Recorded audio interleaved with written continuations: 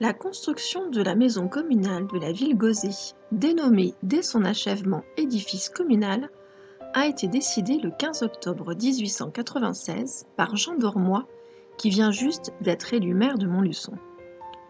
Le projet, adopté le 8 juillet 1897, sera conçu par Gilbert Talbourdeau, architecte municipal.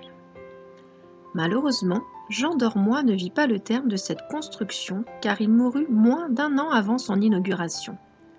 Dans son esprit, cette maison devait être le symbole de la supériorité laïque nécessaire aux. L'emplacement choisi est également symbolique et constitue le centre de la ville ouvrière, la ville Gauzy. Entre la place de la République, aujourd'hui la place Jean d'Ormois, et derrière l'église Saint-Paul. Puis, dans son axe, en bordure du bassin du canal et face aux usines. L'inauguration a lieu le 24 septembre 1899. Elle fut associée à la fête de la Septembre et donna lieu à diverses manifestations. Le maire, Paul Constant, successeur de Jean d'Ormois, l'avait placée sous la présidence de Jules Guesde. Le bâtiment principal de l'édifice communal était couvert à l'origine de tuiles émaillées rouges et vertes. Les parements sont entièrement en pierre de taille, calcaire, bien appareillés, et les soubassements sont en granit.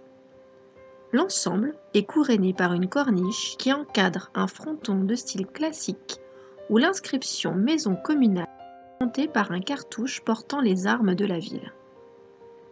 À l'arrière du bâtiment, sur un cartouche sculpté au sommet du pignon, les initiales de la ville Gauzy consacraient officiellement l'existence de la ville nouvelle qui désormais possède sa propre maison communale.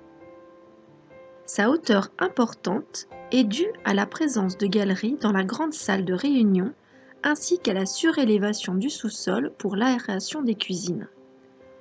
En effet, on y préparait la nourriture pour les ouvriers. Le fourneau économique devait permettre aux ouvriers habitant au loin de compléter par un plat chaud et bon marché le maigre repas apporté le matin. Un réfectoire, un bureau de police comportant 2 cellules, une salle de gymnastique et une salle de chant étaient situés au rez-de-chaussée.